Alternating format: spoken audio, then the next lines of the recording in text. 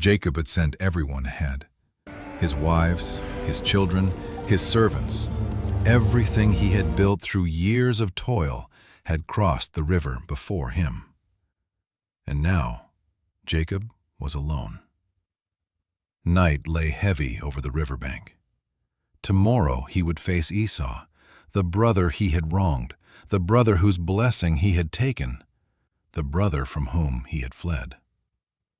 Years had passed, but some fears wait for us. Some reckonings move slowly until, one day, they stand before us again. Jacob listened as the sounds of his household faded into the distance. What would Esau do? Would anger still burn in him? Would tomorrow bring peace or blood?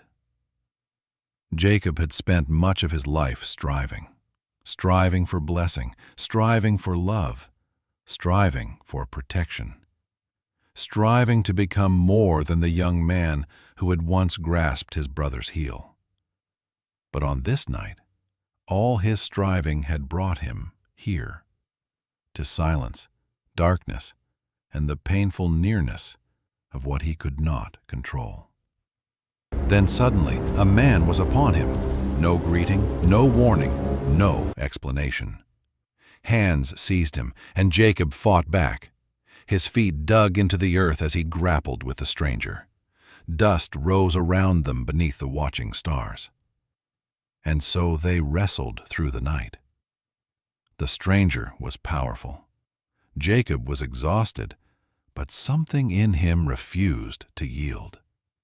He had spent his whole life fighting, for what he wanted, for what he feared losing, against men, against consequences, even against himself. But this struggle was different. This was not merely man against man. There was mystery here, weight, holiness hidden within the violence of the moment. Still, Jacob held on. The hours stretched. His breath grew ragged. His muscles burned. His strength thinned, yet he would not let go. Then, as dawn drew near, the stranger touched Jacob's hip. It was only a touch, but within it was power. Jacob's hip was wrenched out of joint. Pain tore through him.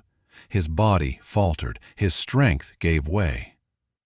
This should have been the moment he released his grip.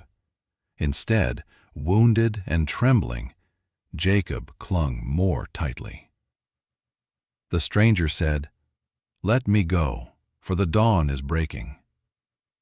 But Jacob answered from the deepest place of pain and hunger within him, "I will not let you go unless you bless me."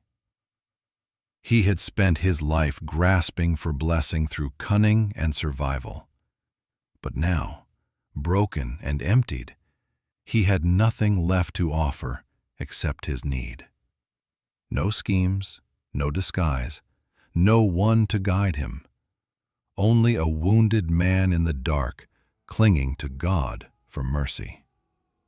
Then came the question, "What is your name?" "Jacob," he answered. It was more than a name. It was a confession. Jacob, the heel grabber, the supplanter, the one who had taken, striven, and run. In the breaking light, he spoke his name aloud. The stranger answered, "Your name shall no longer be Jacob, but Israel, for you have struggled with God and with men, and you have prevailed." A new name, a new identity, not because Jacob had won by strength, but because he had endured the encounter, because he had clung through the pain, because in the place of breaking, he refused to let go of the one who alone could bless him. Jacob asked, "Please tell me your name." But the stranger replied, "Why do you ask my name?" And there, without fully explaining himself, He blessed Jacob. Not when Jacob was strong, not when he was clever, not while he was running. He blessed him there, in weakness, surrender, and the dust of a long night. Jacob called the place Peniel.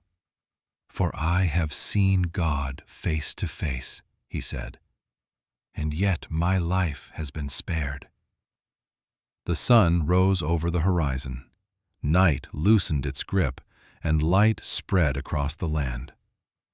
Jacob walked away, but he did not walk away unchanged. He limped. Each step carried the mark of the encounter. He had met God in the dark, and the meeting had left a wound upon him. He crossed into morning as a different man, still wounded, still facing Esau, still with a road ahead. But no longer only Jacob. Now he was Israel. Some encounters with God do not leave us untouched. Some prayers are not answered in comfort, but in struggle. And sometimes we walk away with a limp, but also with a blessing. The night at Peniel was not the end of Jacob's journey. It was the night his striving was pierced by grace. And when the sun rose over him, it rose over a man forever changed.